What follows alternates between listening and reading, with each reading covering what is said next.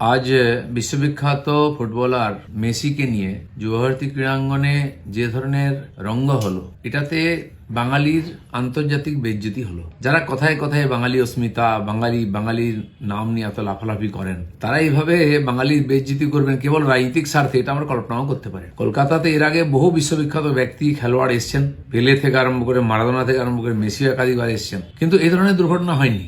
খেলাধুলাকে কেন্দ্র করে বাঙালির আবেগ আছে, সেটাকে নিয়ে রাজনৈতিক লাভ নেওয়ার যে দুর্বুদ্ধি, তার একটা প্রমাণ পেলাম। মেসিকে লোকে দেখতে পাচ্ছে না, টিএমসির নেতা, মন্ত্রী, সেলিব্রিটি এরাই দাপিয়ে বেড়াচ্ছেন। যে মানুষগুলির কাছ থেকে হাজার হাজার টাকা নিয়েছেন, তাদের দেখাবেন, আনন্দ দেবেন, খেলা দেখবেন গেছেন, তাদের প্রতি কি অবিচার হলো?